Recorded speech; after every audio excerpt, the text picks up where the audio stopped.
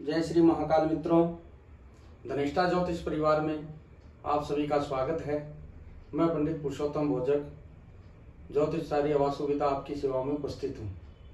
अपने बात कर रहे हैं राहु के राशि परिवर्तन की, कि राहु कुंभ राशि में परिवर्तन हुए हैं और वो 12 राशि है, यानी 12 राशियों के लिए कैसा फल देंगे। तो अपन ने कुंभ राशि तक तो चर्चा कर ली, पूर्ण कर ली है, और आज अपने बात करेंगे लास्ट अंतिम राशि मीन राशि के बारे में।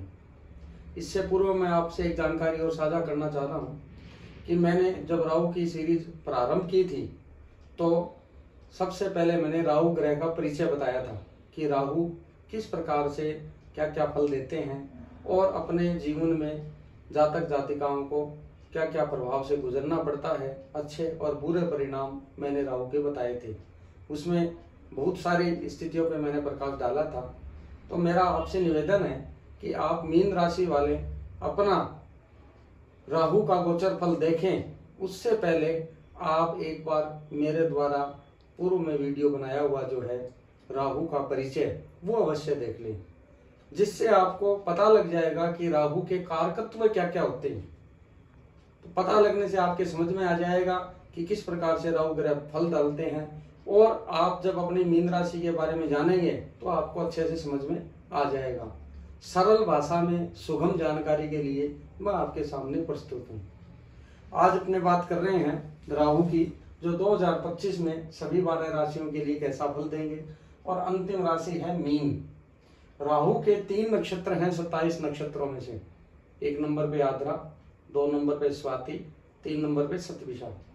इस शतभिषा नक्षत्र में ही राहु जो है वर्तमान में आएंगे और अपनी राशि में भोग करेंगे।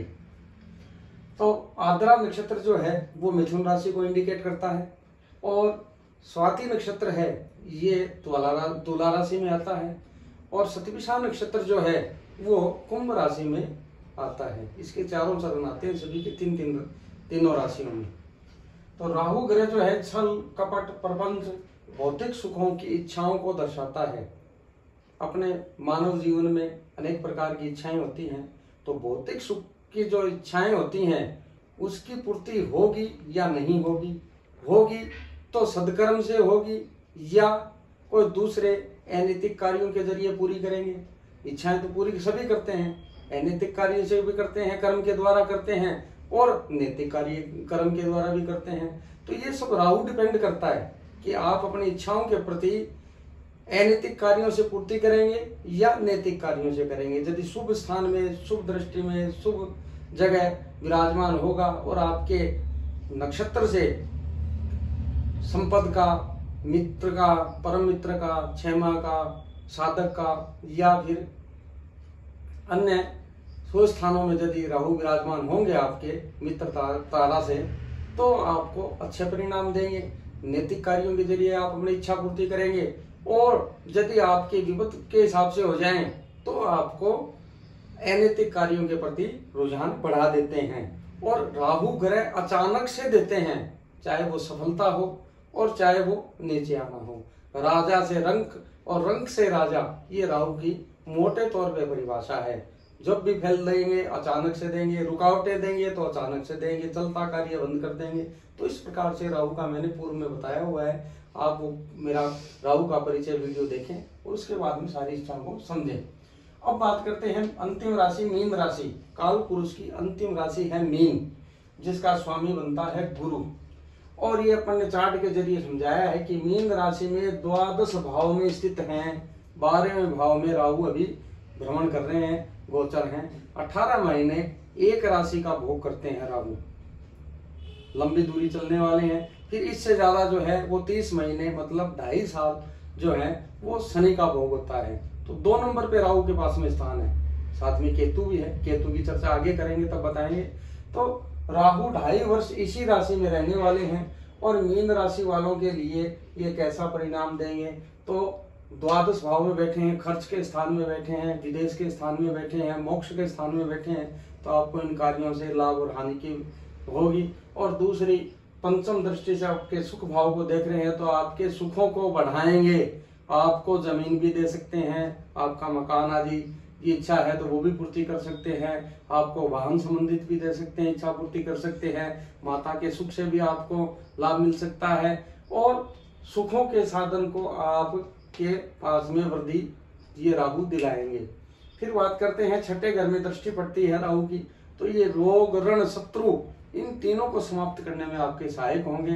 छठे घर में राहु स्थित हो या छठे घर में दृष्टि जब राहु की पड़ती है तो इस भाव की ये जो है हानि कर देते हैं, तो आपके रोग ऋण शत्रु जो है वो खत्म हो गए, शत्रु हंता योग बनेंगे। कोर्ट कचहरी में कोई मामला चल रहा है तो उसमें भी विजय मिल सकती है आपको। और फिर अष्टम नवम दृष्टि पड़ती है आपके अष्टम स्थान पे, मृत्यु के स्थान पे, तो आपकी आयु में भी वृद्धि करेंगे, आपको अचानक से लाभ देने में भी सक्षम होंगे। आपको यदि कोई गुड रिसर्च की तरफ आपका ध्यान है तो उसमें भी सफलता दिलाएंगे, या जो विद्यार्थी रिसर्च कर रहे हैं तो उनको भी अपार सफलता दिलाने में राहु महाराज सक्षम है और आपको अवश्य मिलेगी। अब जानते हैं, ये तो हो गया मीन राशि का पूरा ओवरऑल कि राहु द्वादश भाव में बैठे हैं, ये कैसा क्या करेंगे। अब देखते हैं मीन राशि में कौन कौन से नक्षत्र हैं। जैसे अपनी प्रणाली है कि नक्षत्र से बात करते हैं अपने, तो राशि बाद में आती है, पहले नक्षत्रों का निर्माण राशि से हुआ, तो अपने तो नक्षत्र सिद्धांत पे चलते हैं। तो नक्षत्र सिद्धांत से जब देखेंगे तो मीन राशि में 3 नक्षत्र हैं, पूर्वा भाद्रपद, उत्तरा भाद्रपद और रेवती। पूर्वा भाद्रपद जो गुरु का नक्षत्र है उसका एक चरण ही मीन राशि में आता है, बाकी 3 चरण जो हैं वो कुंभ राशि में आए हुए हैं। उत्तरा भाद्रपद के 4 चरण हैं जिसका स्वामी शनि है, उसके चारों चरण मीन राशि में आते हैं। और रेवती जो लास्ट नक्षत्र है 27 नक्षत्रों में अंतिम, उसके चारों चरण जो हैं वो भी मीन राशि में आता है और रेवती का स्वामी होता है बुध ग्रह। अब देखते हैं गुरु वालों के लिए ये जो 29 सितंबर 2025 तक समय कैसा है, तो आपके लिए 50% हानि और 50% लाभ की संभावना है। मतलब इन जो भावों में दृष्टि पड़ रही है, तीनों भावों में, और द्वादश में बैठे हैं, तो इसमें 50% आपको लाभ मिलेगा और 50% हानि की संभावना है। आप भगवान शंकर की पूजा करें, राहु के मंत्रों का जाप करें और राहु ग्रह के दान की जो वस्तु हैं उसका दान करें। अब ये सीरीज पूर्ण होने जा रही है तो मैं मेरे अगले वीडियो में राहु के मंत्र वगैरह क्या हैं और कैसे जपने चाहिए, दूसरा राहु के दान की जो वस्तुएं हैं वो भी मैं आपको बताऊंगा, तो आप उसको समझ करके और उसका दान पुण्य की व्यवस्था जा सकते हैं। अब बात करते हैं शनि के चारों चरण मीन राशि में जो आते हैं इनके लिए कैसा है। तो इनके लिए पूरा दिसंबर 2025 तक आपके लिए राहु है वो बहुत ही बढ़िया है। आपको इन चारों जो मैंने स्थान बताए हैं इनमें भी आपको लाभ की प्राप्ति होगी। यदि आप इंपोर्ट एक्सपोर्ट का व्यापार करते हैं तो मित्रों यकीन मानिए आपको ये समय बहुत अच्छा जाने वाला है और आपके मकान आदि के कार्य भी होंगे, भौतिक सुख भी आपकी वृद्धि होगी।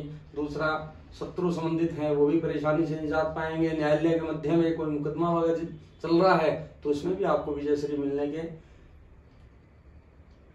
चांस दिखाई दे रहे हैं और अष्टम स्थान से संबंधित भी आपको पूर्णतया लाभ की स्थिति मिलेगी।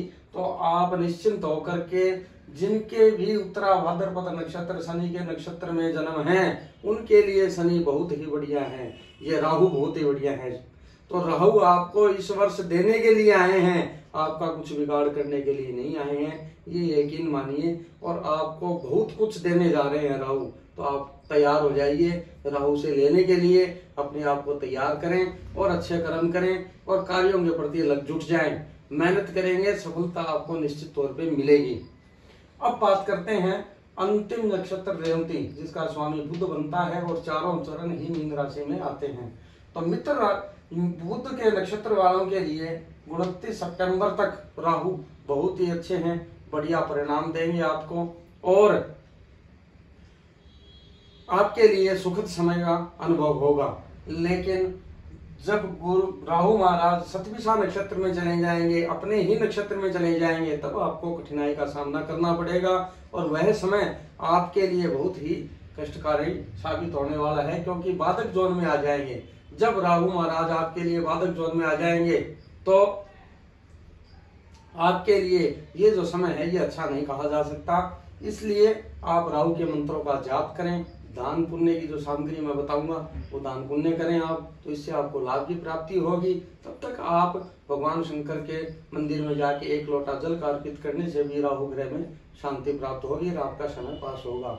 इस प्रकार से अपन ने देखा कि 2025 में राहु महाराज कौन सी राशि को मालामाल करने वाले हैं, कौन सी राशि में कष्टकारक हैं। सरल और सीधी समझ में आने वाली बातों से मैंने आपको समझाने की कोशिश करी है। आशा करता हूँ आपको ये वीडियो पसंद आया होगा। इवन आपको पूरी राहु की सीरीज अच्छी लगी होगी।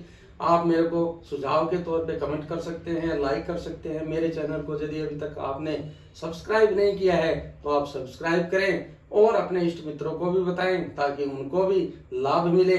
इसी कामना के साथ में जय श्री महाकाल।